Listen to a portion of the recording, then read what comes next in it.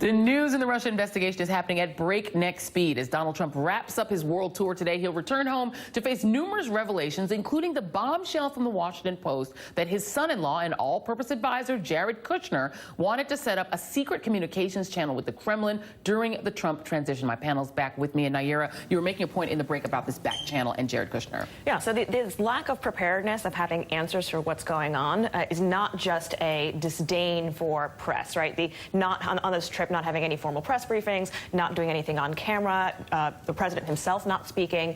It also shows a lack of preparedness and awareness of this back channel and the ability to answer what it was for. Why was it necessary? H.R. McMaster didn't have an answer, refused to talk about it. I'm sure they've already had lawyers go out on behalf of Jared Kushner. If this was above board and something that the entire administration had been in support of, including the intel and diplomatic communities, they would have been prepared to answer questions about it. Yeah, and Evan, that's the other question is how much tolerance for this there is among the Republican Party back in Washington and the voting public among the Republican base. How much can the Trump administration just not be on camera, only put out state media type pictures, only give us what they want us to see, only the glowing stuff, and never answer questions? Well, the Republican Party is getting pretty fed up, but at the same time, the special counsel might have been the worst thing to happen to them for them developing a spine and saying this is enough. But why is that? Because it now allows them to abdicate their responsibility for holding the president accountable because Director Mueller is so respected. Right. It's an unintentional blowback.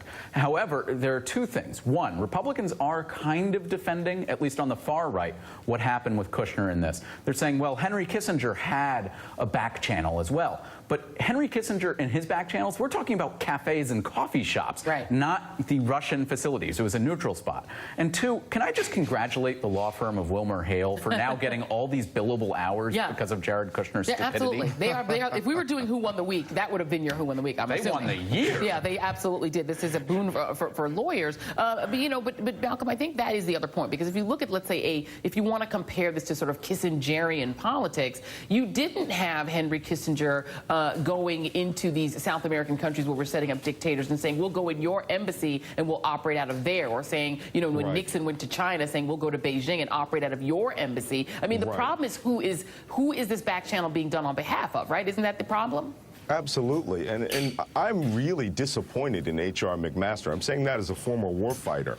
McMaster had a stellar career in the military, and if he doesn't seem to understand that this was not back channel, I'm going to give him an analogy. When he was a young captain in Echo Company of the 2nd Armored Cavalry Regiment during Desert Storm, this would have been the equivalent of his executive officer going over to the Iraqi Republican Guard's headquarters, asking to use their secure communications the night before we got into battle.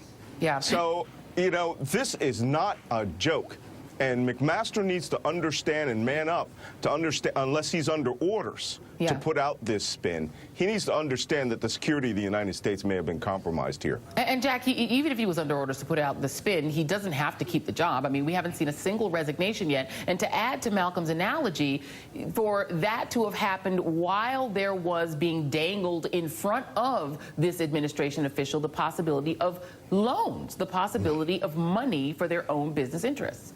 First letter of recruiting. That's the motivating factor, potentially. Again, this is covert communications, specifically Russian covert communications, set up by the Russians, potentially for the benefit of the Russians. It's not just about getting loans for Kushner himself. It's also about sanctions for the Russians. I mean, a big part of this has to go back to what was driving the Russians to do exactly what they were doing. And we know that Kislyak was working that angle. We know the Russians were working that angle. We know that Vladimir Putin was working that angle. They've been talking about it for years. Yep. We also saw what President Obama was trying to do. So we know that what the COVCOM was actually about was about something much broader than they're claiming. Oh, by the way, it never existed. It's extraordinary. Again, extraordinary. And last word to you, Malcolm, because isn't this the way that people recruit, that the Russians attempt to recruit American potential assets? Absolutely. I mean, the acronym is MICE: money, ideology, co-option, coercion, and ego.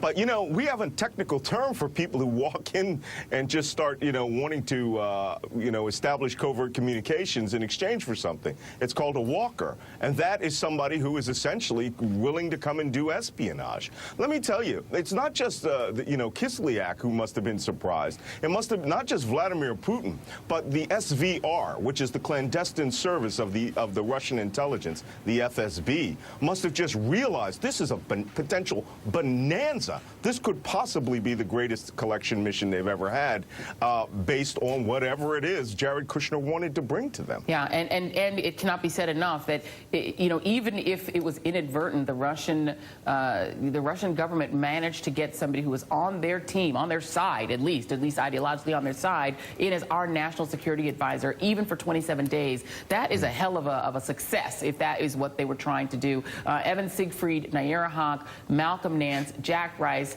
This has been a heck of a panel today.